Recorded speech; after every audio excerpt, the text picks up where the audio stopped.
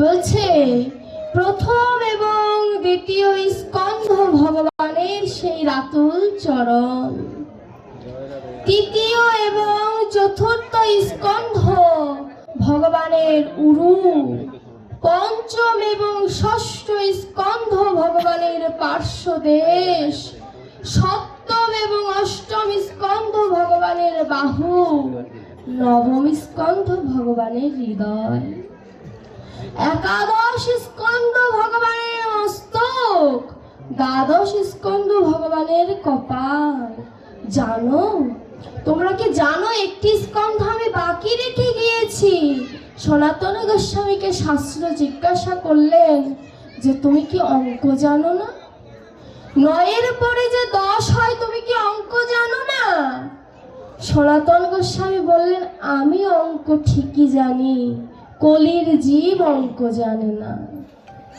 কলির জীবকে অঙ্ক শেখানোর জন্য আমি 9-এর পরে 10 না বলে 11 বলেছি। কেন জানো?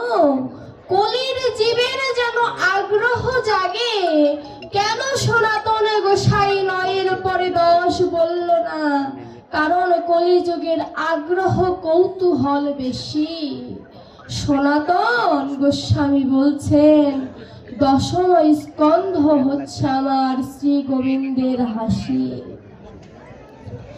আমার শ্রী গোবিন্দের হাসি মঞ্জু হাস্যতাম, অর্থাৎ নবম স্কন্ধ পর্যন্ত যখন ভক্ত সকল কিছু জানলেন তখন জিজ্ঞাসা করছেন যে আমার শ্রী গোবিন্দ যজুস্বা, অর্থাৎ তিনি সৃজন করতে জানেন, তিনি সৃজিস্বা, তিনি যজুস্বা, তিনি যুদ্ধ করতে জানেন। কিন্তু আমার প্রশ্ন, আমি যুদ্ধ চাই না, আমি সৃজন চাই না, আমি চাই তার অপ্রাকৃত মূরতির সেই মধুময় হাসি। সেই হাসি কি গোবিন্দের আছে? তিনি রামায়ণে আমরা দেখি রাম তিনি ধনুক ধরেছেন, দাপরে দেখি তিনি শিশুপালকে হত্যা করেছেন। কলিযুগে তো আমরা হত্যা চাই না, কলিযুগে তো আমরা রক্ত চাই না, আমরা চাই প্রেম, আমরা চাই ভক্তি। এই ভক্তি প্রেমের উৎস হচ্ছে গোবিন্দের হাসি। তো সেই হাসি কি আছে গোবিন্দের? সনাতন গোস্বামী বললেন সেই হাসি তার ভিতরে বিরাজমান। ক্ষণিকের জন্য একজনকে আটকিয়ে রাখার জন্য তার মুখের হাসি যেমন যথেষ্ট, তদ্রূপ মন্দিরে যেয়ে একজন ভক্তের করণীয় সর্বপ্রথম গোবিন্দের চরণ দর্শন করা। কিন্তু আমার মতো অযোগ্য কোনোদিন গোবিন্দের চরণ দেখবে না, সরাসরি গোবিন্দের মুখের দিকে তাকাবে। এর জন্য গোবিন্দ চিন্তা করলেন মুখে আমার রাগ রাখা যাবে না। যাকে কোনোদিন দেখিনি তাকে এত সুন্দর মন্দিরে রূপ দেওয়া সুন্দর, একবার চিন্তা করুন তো তিনি বাস্তবে কত সুন্দর, তিনি বাস্তবে কত সুন্দর। যাকে দেখিনি কোনোদিন তাকে পিতলের মূর্তিতে এত সুন্দর করে সৃজন করা সম্ভব, তিনি বাস্তবে কত সুন্দর। এই লালসা যাতে আমাদের ভেতরে আসে, তাই তো দ্বাদশ স্কন্ধের মধ্যে দশম স্কন্ধ সর্বাপেক্ষা শ্রেষ্ঠ। শাস্ত্র বলছে তোমার বিধানটা হলো না সনাতন। আমরা সবাই গোবিন্দের চরণ চাই, তুমি চরণের বদলে মুখের হাসিটাকে শ্রেষ্ঠ বলে দিলে, তোমার বিধানটা হলো না। সনাতন গোস্বামী বলছে আমি কেন শ্রেষ্ঠ বলেছি জানো? ওই ভুবন ভোলানো হাসিতে যদি কেউ একবার আত্মনিবেদন করে দেয়, ওই চরণে তার জন্ম জন্মান্তরের প্রেম বাঁধনে সে বেঁধে যাবে। এর জন্য আমি চরণে প্রথমে রাখিনি, কারণ চরণে চোখ নাও পড়তে পারে, বদনে যদি একবার চোখ পড়ে যায় তাহলে তার ওই গোবিন্দের সাথে এ জন্মে নয় শুধু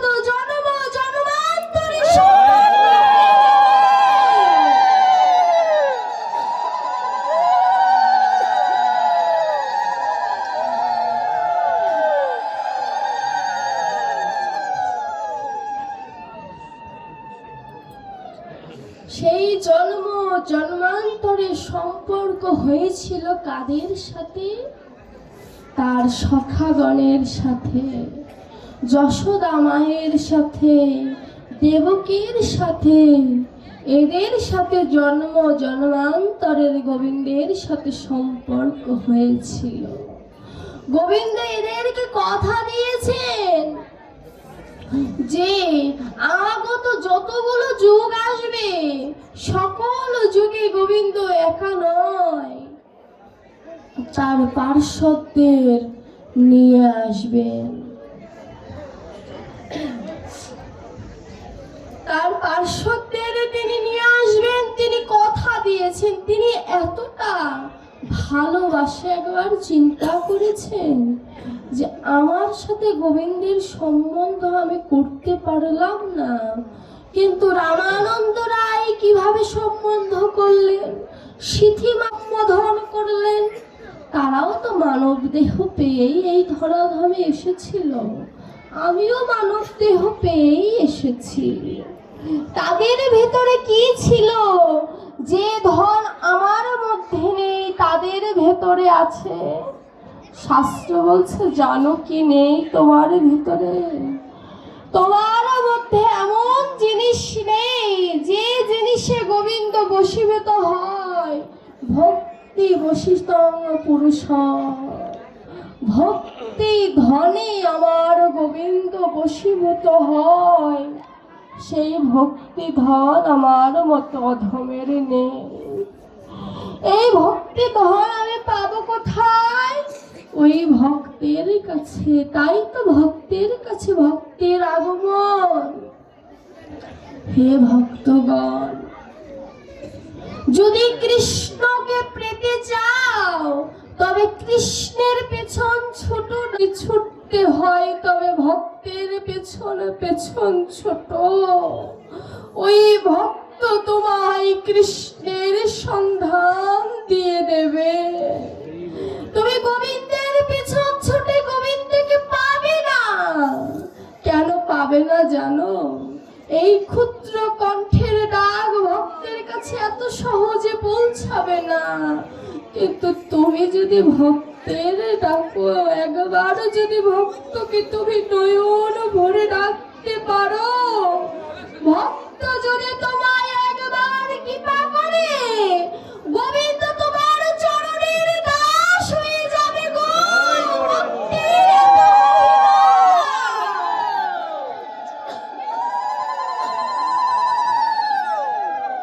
ভক্তের এত মহিমা। ভক্তের স্বভাব কি জানো? ভক্তের স্বভাব হচ্ছে কৃষ্ণ বলতে হয় না গো তাদের কাছে। কৃ শব্দ উচ্চারিতে নয়নে হয় তাদের পরিশন। কৃষ্ণ উচ্চারণে তাদের প্রেমে হৃদয় যায় গলিয়া। বুঝিবে সেই ভক্ত এই ত্রিভুবন মাঝে। ভক্তের ভূমিকা এত গূঢ় যে রসিক নয় সে কোনোদিন ভক্ত বুঝবে না, ভক্ত চিনবে না। ভাগবত বলছে, তুমি ভাগবতে আগে প্রবেশ করো না গো।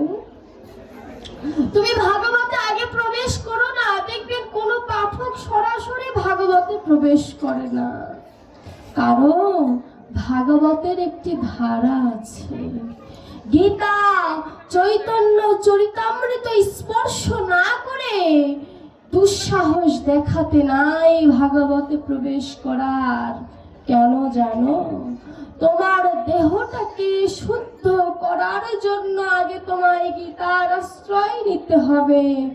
ভক্তি ধন পাওয়ার জন্য তোমাকে গৌরকে আশ্রয় করতে হবে। ভক্তি ধন এবং আচরণ যখন তোমার শুদ্ধ হয়ে যাবে, তখন তুমি ভাগবতে প্রবেশ করার যোগ্য। তুমি সহজে ভাগবতে যেও না গো। সনাতন গোস্বামী বলছে, আমার কথা না, সনাতন গোস্বামী কি বলছে জানো? রূপ গোস্বামীকে বলছে, ওরে রূপ, একটি মাত্র শ্লোকের ব্যাখ্যা আমি গীতার 3 মাসে করতে পারলাম না। 700 শ্লোকের ব্যাখ্যা আমার এই জন্মে বোধহয় হবে না। আমি গৌরকে বুঝবো কেমন করে, আমি ভাগবতী বা বুঝবো কেমন করে? সনাতন গোস্বামী বলছে, যে কিনা আমার গৌরের পার্শ্বদ, সে বলছে একটি শ্লোকের ব্যাখ্যা আমি 3 মাসে দিতে পারলাম না। কোন শ্লোক জানো? ওই যে শ্লোকে বলেছে না, ভগবান ভক্তের বোঝা বহন করে। অরণ্যস চিন্তায়াং যেজনা পর্যুপাসতে তেষাং নিত্যাভিযুক্তানাং যোগক্ষেমমহম্মহম। আমি ভক্তের সকল বোঝা বহন করি। ওরে রূপ, আমার ভগবান যদি সবার বোঝাই বহন করে, আমার পাপিষ্ঠ দেহ আমার ভগবান বইতে পারবে না রে। রূপ গোস্বামীকে বলছে, আমার এই পাপিষ্ঠ দেহের ওজন এতটাই বেশি, ভগবান বোধহয় আমার দেহটা বইতে পারবে না রে। দেখুন কি ভক্তি তাদের ভিতরে ছিল, যেই ভক্তি আমার মতো অধমের হলো না। একবার চিন্তা করে দেখুন, সনাতন গোস্বামী কলিযুগে সবাইকে বলছে, তোমরা যদি ভাগবতে যেতে চাও কি করবে জানো? তোমরা সর্বপ্রথম আগে গীতাকে ভালোবাসো। তুমি যদি গীতার কথা উপলব্ধি করতে না পারো, তুমি নিতাইকে ভালোবাসো। নিতাই তোমায় যখন গৌর ধন দিয়ে দেবে, ওই গৌর ধন নিয়ে তুমি রাধা কৃষ্ণকে ভালোবাসো। হেন নিতাই বিনে ভাই রাধা কৃষ্ণ পেতে নাই। আরে গানের কথা গানেই গেয়ে গেলাম, বাস্তবে কোনোদিন ভজনে আনতে পারলাম না। গান করছি, কত অধ্যয়ন করছি, কিন্তু ওই গোবিন্দের চরণে যে আত্মসমর্পণ করতে হবে, এই আত্মসমর্পণ করার কথা, তার সাথে যে হৃদয় মাঝে প্রেম আলিঙ্গন করতে হবে, এই অপ্রাকৃত প্রেমময় কথা কবে যে মায়ায় আবদ্ধ হয়ে ভুলে গেলাম, বাবা বলতেই পারবো না। 7 মাসের সময় যখন গোবিন্দ আমার মায়ের গর্ভে এলো, তখন গোবিন্দ বলেছিল, তুই যে যাবি, যে কে আমাকে ভজন করবি রে, কেউ তো কথা রাখেনি, তুই যাস না। কেউ কথা রাখেনি, তুই যাস না। ভগবানকে আশ্বাস দিয়েছিলাম, আমি করবো, তুমি আমাকে ছেড়ে দাও। ভগবান বিশ্বাস করে ছেড়ে দিয়েছিল, কিন্তু সেই বিশ্বাসের মর্যাদা আমার মতো অধমকে বাবা রাখতে পেরেছে?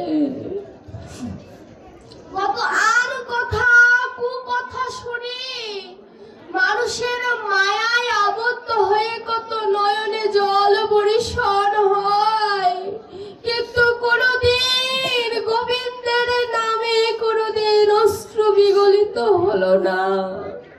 কোনোদিন বলতে পারলাম না, হে প্রাণবন্ধু, তুমি ছাড়া আমার কেউ নেই। আমার এই ধরম করম তোমার ওই রাগা চরণ, এই বলে কোনোদিন নয়ন জলে ভেসে কোনোদিন আমাকে গোবিন্দকে প্রেম আলিঙ্গন করা আমার হলো না। কিন্তু যখন কষ্টে থাকি, তখনও গোবিন্দকে ঠিকই দোষারোপ করি। কষ্টে থাকলে গোবিন্দকে দোষারোপ করে গোবিন্দ তখন আমাদের কি বলে জানো? ওরে, আমি তো তোকে কোনো কষ্ট দিইনি, তোর কর্ম ফল তোকে কষ্ট দিচ্ছে। গোবিন্দ কোনোদিন আমাদেরকে কষ্ট দেয় না বাবা। আমার কর্ম ফল আমাকে কষ্ট দেয়, আমাকে যন্ত্রণা দেয়। আমি যেমন কর্ম করব তেমনই তো আমার সাথে হবে বাবা। ভগবান বলছে, এই যে আমরা বলি না গোবিন্দ শুধু উঁচু জাতির, গোবিন্দ নিচু জাতির হয় না। গোবিন্দ আমরা বলি না যে গোবিন্দ উঁচু জাতির, গোবিন্দ নিচু জাতির হয় না। ভগবান বলছে, আমি উঁচু নিচু মানি না। ভক্তিতে আমি ব্রাহ্মণেরও হই, অভক্তিতে আমি চণ্ডালেরও হই, অভক্তিতে আমি ব্রাহ্মণেরও নই। ভজনটা হচ্ছে হৃদয়ে। যদি বলি ভগবান যে ছোট জাতেরও হয়, তার প্রমাণ কি? ভগবান যে ছোট জাতির হয় তার প্রমাণ দাও। শাস্ত্র আমাকে প্রমাণ দিচ্ছে যে প্রমাণ আছে। তুমি প্রমাণ চাও তো? প্রমাণ আছে। তিরুপান্না নামের এক ভক্ত ছিল। তিরুপান্না নামের একটি ভক্ত ছিল। তিনি গোবিন্দকে বড় ভালোবাসতেন। তামিলনাড়ুর শ্রীরঙ্গন কাবেরী নদীর তীরে তার বাড়ি ছিল। চণ্ডালের থেকেও তার জাতিটা নিচু। এতটা নিচু ছিল, মন্দিরে তাদের প্রবেশ নিষেধ, গোবিন্দের পূজা নিষেধ। এমন ছিল তার জীবন। কিন্তু তিরুপান্নার ভক্তিটা ছিল এত অটল যে গোবিন্দ ছাড়া সে আর বোঝে না। ব্রাহ্মণরা, অন্যান্য সমাজের লোকরা তাকে পছন্দ করতেন না। কিন্তু ওই যে অনুরাগ, লুকিয়ে লুকিয়ে যেখানে হরিবাসর হতো, যেখানে ভাগবত কথা হতো, তিরুপান্না লুকিয়ে লুকিয়ে সেখানে গোবিন্দের কথা শুনত আর ভাবত, গোবিন্দ তুমি যদি এই বৃন্দাবনের পোকামাকড় করে আমায় জন্ম দিতে, আবার বোধহয় ভালো হতো। এই মানব দেহ পেয়ে তোমার ওই চরণটা স্পর্শ করার কোনো অধিকার আমার নেই। এমন জন্ম তুমি আমায় কেন দিলে যে জন্মে আমি তোমায় ভজন করার মতো দেহ পেয়েও ভজন করতে পারবো না? এর থেকে আমাকে নরদমার কীট করে দিতে তবুও ভালো ছিল। তিরুপান্নার এমন আবেগ দেখে ভগবান বলল, তোমাকে পরীক্ষা করতে হবে। একদিন ছোট ছেলে বাবাকে বলছে, বাবা মেলায় যাব, চলো আমাকে মেলায় নিয়ে চলো। বলছো ওই মেলায় যেতে নেই, আমরা তো নিচু জাতি, কারোর সাথে যদি ছোঁয়া লেগে যায় এক ঘরে করে রেখে দেবে। এ কথা যখন বলেছে, তিরুপান্নার মনে অভিমান এসেছে যে গোবিন্দ ভজন করতে তো পারলামই না, নিজের আনন্দের জন্য কোথাও যেতে পারবো না। মেলা প্রায় শেষের দিকে বাবা ছেলের মন খারাপ দেখে তিরুপান্নাকে বলছে, বাবা চল এখন মেলায় যাই। ছেলে বলছে, বাবা এখন যে কি করব? বাবা বলছে, যদি ভাগ্যে থাকে এখনো মেলায় যে কিছু পেতে পারি। তিরুপান্না মেলায় যাচ্ছে আর হাঁটতে হাঁটতে চিন্তা করছে, কি জানো বাবা, মেলায় কখনো যাচ্ছি যখন কেউ নেই, একদিন তো আমাকেও যেতে হবে, যেদিন আমার পাশে কেউ থাকবে না। দেখো না ভাবনাটা কেমন। আরে বৈষ্ণব যেথায় থাকে সেথায় তার কাছে স্বর্গ, নরক বলতে বৈষ্ণবের কাছে কিছু নাই। ওই তিরুপান্না মেলার ভেতরে হাঁটে আর ভাবে, যদি আজ আমার দেহে থেকে প্রাণ পাখিটা বের হয়ে যায়, আমার পাশে তো কেউ থাকবে না। ওই ছোট্ট শিশুটি বুঝলো আর আমার মতো অধম বুঝলো না যে আমাদের কেউ থাকবে না। এই প্রাণ পাখিটা যখন বের হয়ে যাবে, কেউ থাকবে না। ভগবান শ্রীকৃষ্ণই তার প্রমাণ। ভাবাবেশেই হোক যেভাবেই হোক, যখন তাকে তীরবিদ্ধ করেছিল, কেউ কি তার ছিল? এটা কি আমাদের জন্য বড় জীব শিক্ষা নয়? জড়ে জীব দেখিনি আমি, ভগবান হওয়া সত্ত্বেও আমার কেউ রইল না, আর তোরা তো সাধারণ মানুষ। তিরুপান্না নয়ন জলে ভেসে ভেসে কাঁদছে আর বলছে, প্রভু যেদিন আমার কেউ থাকবে না, সেদিন তুমি আমাকে পার করে দিও। যেদিন কেউ থাকবে না, তুমি আমায় সেদিন শেষের গতি করে দিও দয়াময়। ইহ জগতে আমরা অনেকে চিন্তা করি যে আমার তো পুত্র নাই, আমার গতি হবে কেমন করে? পুত্র ছিল না শ্রীবাসের, শ্রীবাসের কি গতি হয়নি? ওরে শ্রীবাস সেদিন বলেছিল শ্রীবাসকে, গৌর হরি যো শ্রীবাস, তোমার এক পুত্রকে ভগবান নিয়ে গেছে, আমরা দুই পুত্র তোমার রইলাম, তোমার শেষের দিনের সকল কাজ আমি করব। আমরা আসলে সম্বন্ধটা ভালো জায়গায় করতে পারি না। তিরুপান্না কামনা করছে আর গোবিন্দকে বলছে, গৌর হরি,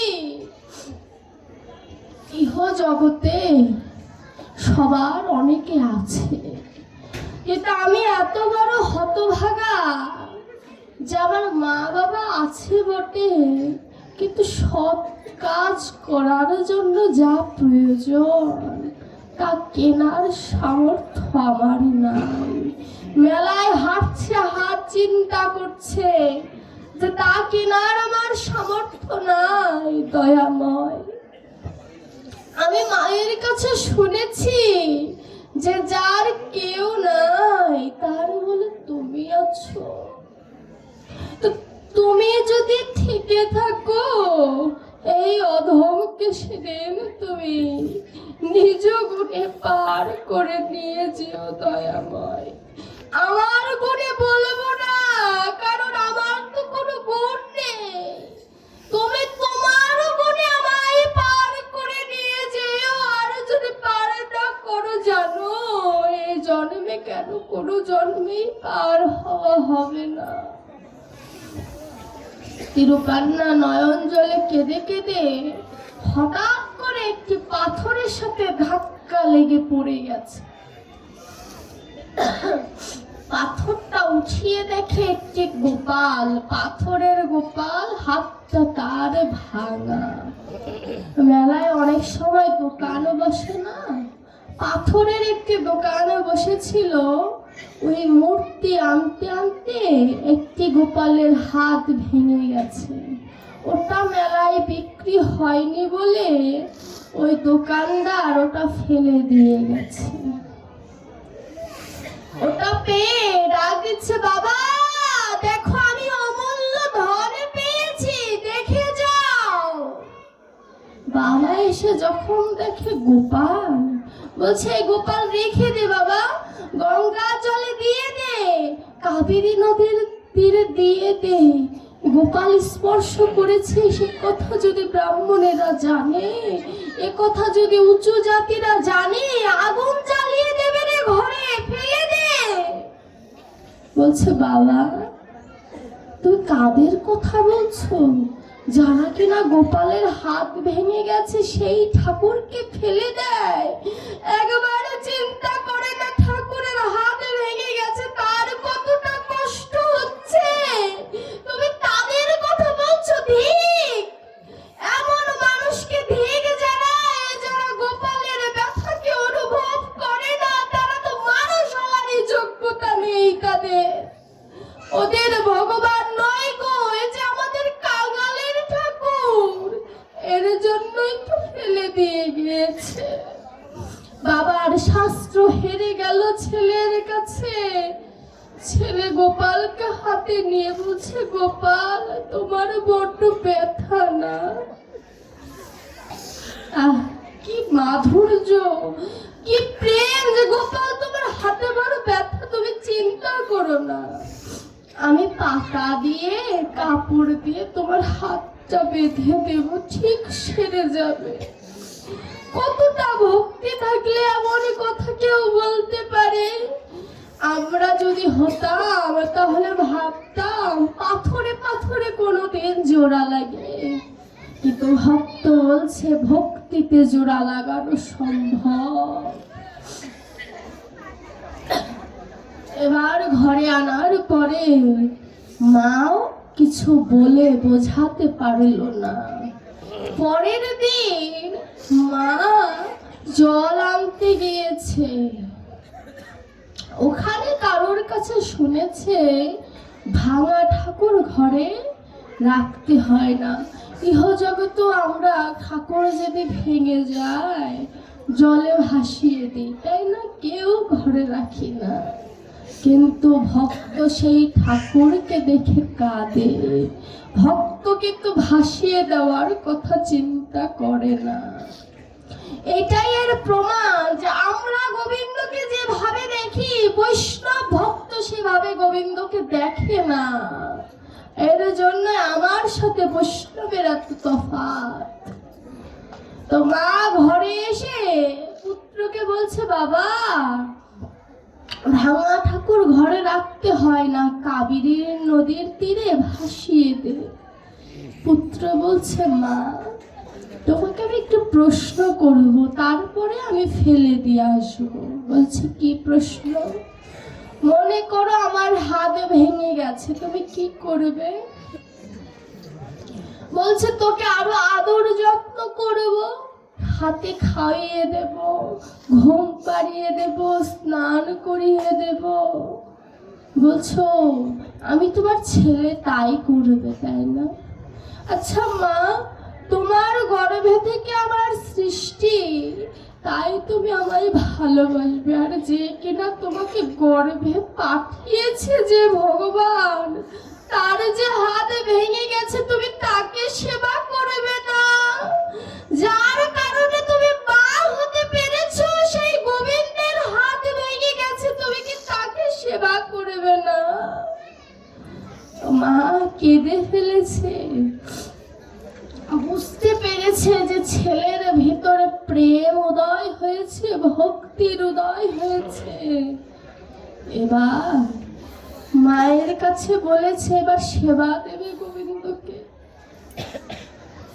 যা রান্না করেছে সামর্থ্য অনুযায়ী রন্ধনশালা থেকে মা রান্না করে পুত্রের হাতে দিয়ে বলেছে যাও তুমি সেবা দিয়ে আসো। এবার গোবিন্দের সামনে যে বলছে গোবিন্দ তুমি খাও। তুমি খাবে না? খাও না তুমি। এমন করে সুন্দর করে থালাটা হাতে নিয়ে বলছে তুমি খাও। ও তোমার হাত ভেঙে গেছে, তুমি খাবে কেমন করে? তোমার তো হাত ভেঙে গেছে, তুমি খাবে কেমন করে? বলছে এই নাও আমি তোমাকে খাইয়ে দিচ্ছি, খাও। দেখুন আমিও যদি গোবিন্দের কাছে এমন করে তুলি, গোবিন্দকে আমার হাতের সেবা নেবে বাবা। সেও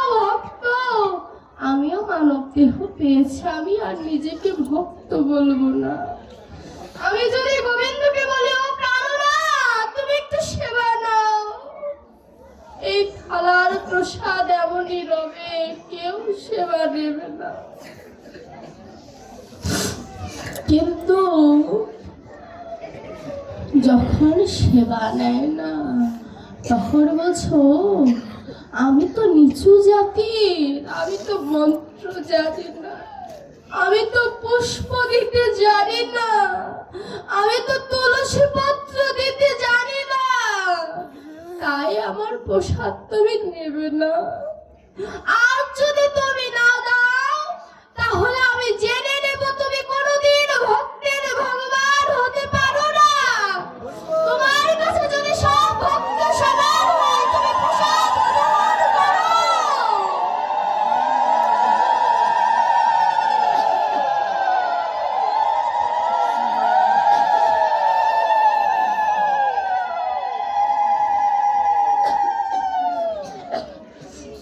তোমার কাছে যদি সব ভক্তই যদি সমান হয়, আজ তুমি আমার সেবা গ্রহণ করো দয়াময়।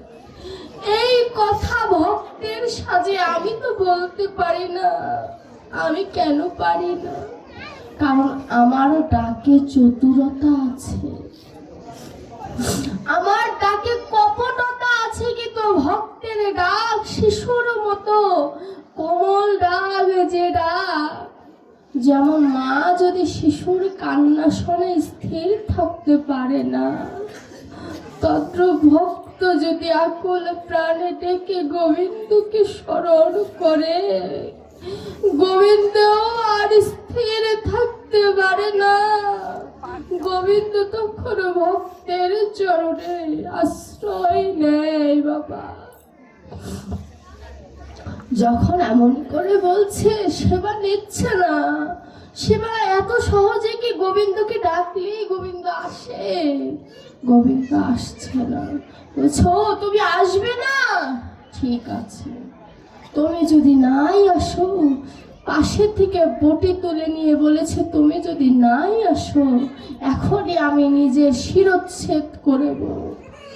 এই বলে যখন বটি দিয়ে যখন আঘাত করতে গিয়েছে নিজের গায়ে, গোবিন্দ তখন প্রকট হয়ে বলছে, দাঁড়াও।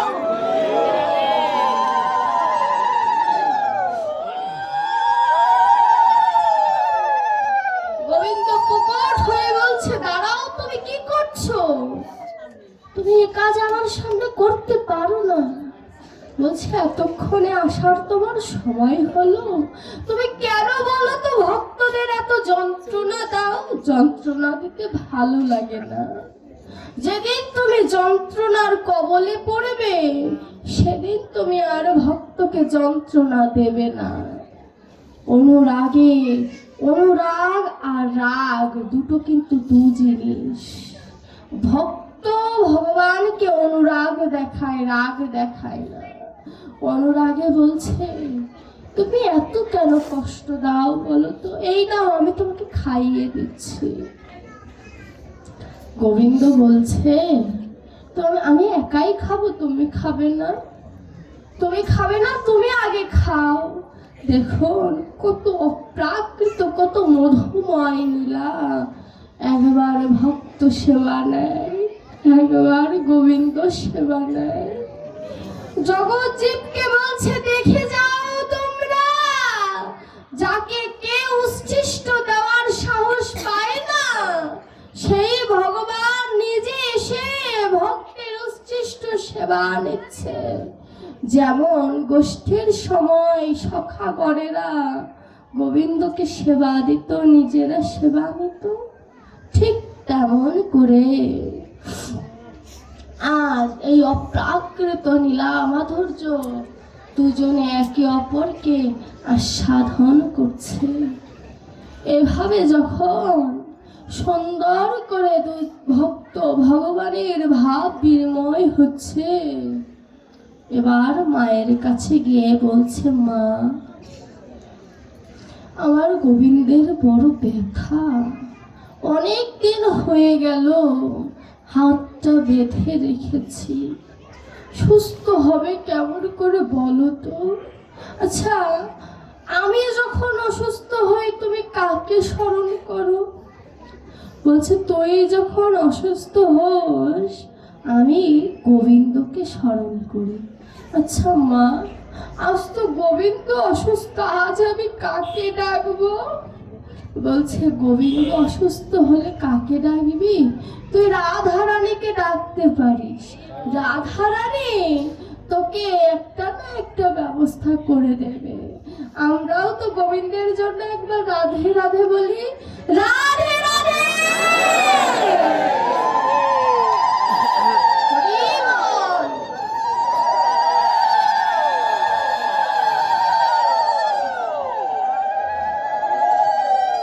এইভাবে রাধে রাধে বলে যখন ডাকে তখন রাধারানী বলছে আমার সখাকে পেয়ে তোমার শান্তি হলো না, এবার আমাকেও চাই। রাধারানী এসেছে, এসে বলছে তুমি আমায় ডেকেছো কেন? তখনও বলছে রাধে আমি তোমার কাছে অন্য কিছু চাই না গো, ওই যে আমার গোবিন্দর হাতটা ভেঙে গেছে, তো তুমি কি দয়া করে আমার গোবিন্দের হাতটা ঠিক করে দিতে পারো? রাধারানীকে বলছে তুমি কি হাতটা ঠিক করে দিতে পারো? বলছে আমি ঠিক করে দিতে পারি, কিন্তু একটি শর্তে। বলছে কি শর্তে? বলছে যার ডাকে আমার সখা তোমার কাছে চলে এসেছে তাকে তো আমি এমনি এমনি ছাড়বো না। বলছে আমার তো কিছু দেওয়ার নেই, তুমি আমাকে দেবে কি, নেবে কি আমার কাছ থেকে? বলছে আমি নেব, কি নেব জানো? আমি তোমার ওই চরণ ধুলি আমার রাধা রাধে। বলছে আমি তোমার ওই চরণ ধুলি অঙ্গে মাগবো। কেন মাগবো জানো? এমন ভক্ত এখনো পৃথিবীতে আছে যে কিনা আমার গোবিন্দকে নিজের ঘরে হাত ভেঙেছে বলে রেখে দিতে পারে। দেখুন কত ভালোবাসা। রাধারানী বলছে এমন ভক্ত আছে এই পৃথিবীতে, সবাই গোবিন্দকে কত রকম ভাবে ভালোবাসে, কিন্তু গোবিন্দের হাত ভেঙে গেছে বলে এমন করে কেউ ভালোবাসতে পারে? বাবা কোনদিন কি চিন্তা করেছি যে আমার গোবিন্দ ভালো আছে কিনা, ওর জ্বর ঠান্ডা এসেছে কিনা? এই যে শীতকাল চলছে আমাদের ঠান্ডা লাগে, আমার গোবিন্দের ঠান্ডা লাগে কিনা চিন্তা করেছি বাবা? গোপাল গোপাল বলে তো কত নাচি, কত আনন্দ করি, কত সেবা নেই। কোনদিনকে জিজ্ঞাসা করেছি ওরে গোপাল তোর কি ভালো লাগে, তুই কি ভালো আছিস কিনা? যে জিজ্ঞাসা করতে পেরেছে সেই তো যশোদা মা, সেই তো দেবকী, সেই তো সকল কিছু। আমার জিজ্ঞাসা করাও হলো না, আমার গোবিন্দের সাথে আমার কোনো সম্বন্ধ করা হলো না। ইহ জগতে যখন শরীরটা অসুস্থ হয়ে যায় তখন সুস্থ শরীর থাকলে যে কত শান্তিতে থাকে এটা বোঝা যায়। তদরূপ ভক্ত চিন্তা করে কি জানো, যতক্ষণ শিবা সঙ্গনে থাকি ততক্ষণই বোধ হয় শান্তির জায়গা। যখন মায়ার ঘরে ঢুকে যায় তখন যন্ত্রণা, লোভ, লালসা সকল কিছু ঘিরে ধরে আর বলে তোকে আর বৃন্দাবনে যেতে দেব না। ওই মায়াটাকে কাটিয়ে যে কিনা শিশুর মতো মন নিয়ে বৃন্দাবনে আসতে পারে, গোবিন্দ বলছে আমি তার কাছে জন্ম জন্মান্তরের বাধা, আমি তার কাছে জন্ম জন্মান্তরের বাধা রে। তুই একবার আমায় ডেকে দেয়, কিছু আমি গ্রহণ করব, তোর কোনো চিন্তাই করতে হবে না। ওই তিরুপ্পান তখন রাধারানীকে যখন এভাবে বলছে, রাধারানী যখন বলছে চরণ ধুলি দাও, বলছে তুমি একই কথা বলছো, তোমায় আমি চরণ ধুলি দেবো? আমি কি বোকা নাকি? যাকে আমার গোবিন্দ ভজে তাকে আমি চরণ ধুলি দেবো? আমি বোকা নাকি? রাধারানী বলছে, জানো আমরা যুগল হয়ে কাকে ভজন করি? গোবিন্দ আমায় ভজে, আমি গোবিন্দকে ভজি, আর আমরা যুগল হয়ে কাকে ভজন করে জানো? বলছে কাকে ভজন করো? বলছে তোমার মতো যত ভক্ত আছে তাদের আমরা ভজন করি, তাদেরকে আমরা ভালোবাসি।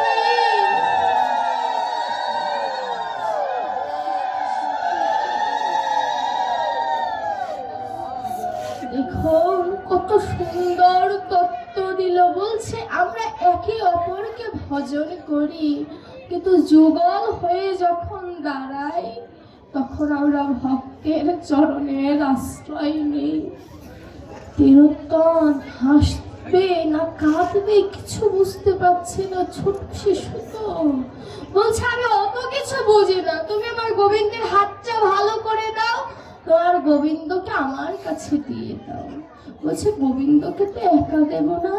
বলছে তুমি থেকে যাও, তুমি যেহেতু একা দেবে না, তুমি গোবিন্দের সাথে থেকে যাও। বলছে তুমি আমায় রাখবে? বলছে হ্যাঁ আমি রাখবো, তুমি যদি থাকো। এই যে ভালোবাসা, আমি রাখবো তুমি যদি থাকো। এইভাবে কোনোদিন গোবিন্দকে বলতে পেরেছি যে আমি রাখবো তুমি যদি থাকো? আমরা তো কথা বলি না কোনোদিন গোবিন্দকে যে আমি রাখবো, কারণ রাখবো বললে তো রাখতে হবে। এর জন্যই তার কাছ থেকে সবসময় ছুটে ছুটে পালায়।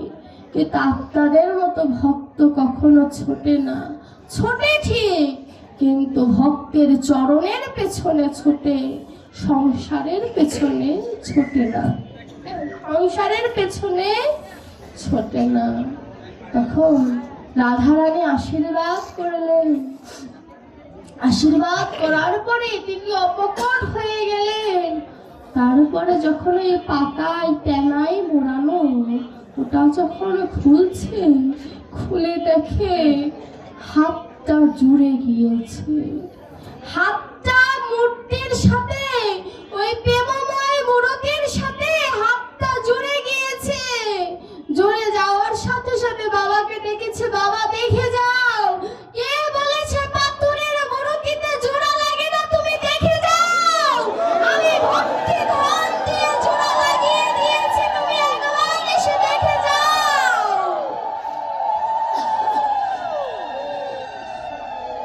বাবা তুমি দেখে যাও, আমি জোড়া লাগিয়ে দিয়েছি। বাবা এসে যখন দেখে যে গোবিন্দের হাতটা জোড়া লেগে গেছে, বাবা তখন ধুলায় পড়ে গড়াগড়ি দিয়ে বলছে, বাবা তোর তো এখানে জন্ম হওয়ার কথা নয় রে, তুই আর যা করলি তোর তো এখানে জন্ম হওয়ার কথা নয়। আমি ঘেরা পিটিয়ে জানিয়ে দেবো যে তোমরা দেখে যাও আমার ছেলে কি করেছে, দেখে যাও। ভক্ত কখনো উঁচু নিচুতে থাকে না, ভক্ত সবসময় কৃষ্ণ কৃষ্ণ জীবন নিয়ে থাকে।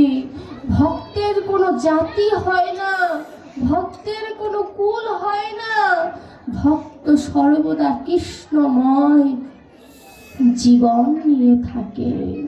যেথায় ভজন হয় সেথায় ভক্ত থাকে। বাবা ফুল দেখেছেন, এই ফুলের মধ্যে মধু আছে তাই না? মধুটা সঞ্চয় করতে কে পারে? ভ্রমর। আচ্ছা ভ্রমর এমন ভাবে সঞ্চয় করে ফুলের কিন্তু কোনো ক্ষতি হয় না তাই না? কিন্তু আমি যদি ফুলের থেকে মধু সঞ্চয় করতে যাই একটা পাপড়িও কিন্তু থাকবে না। শাস্ত্র বলছে, ভাগবত বলছে যে ওরে ভক্ত হচ্ছে এমন ভ্রমরের ন্যায় যে কৃষ্ণ ভক্তির মধু আহরণ করে ঠিকই নেয়, কিন্তু ভক্ত ছাড়া, গোবিন্দ ছাড়া কেউ বোঝে না কিভাবে কোথা থেকে নিল। তদ্রূপ এখানে অনেক ভক্ত এমন ভাবে লুকিয়ে আছে, গোবিন্দ ছাড়া ওই ভ্রমর ভক্তদের কেউ চেনে না। ওই ভ্রমর ভক্তরা, এই যে আমি বলছি না, এখান থেকে যতটুকু মধু তার নেওয়া প্রয়োজন ততটুকু মধু নিয়ে চলে যাবে, ওই গোবিন্দ ছাড়া কেউ বুঝবে না। এর জন্য শ্রীবাসের আঙিনায় আসলে ছোট বড় বিচার করতে নাই। কে বলতে পারে আপনার পাশে স্বয়ং গোবিন্দও তো থাকতে পারে, কে বা বলতে পারে আপনার পাশে স্বয়ং রাধারানীও থাকতে পারে, যার কাছে মধুর ভাণ্ড রয়েছে।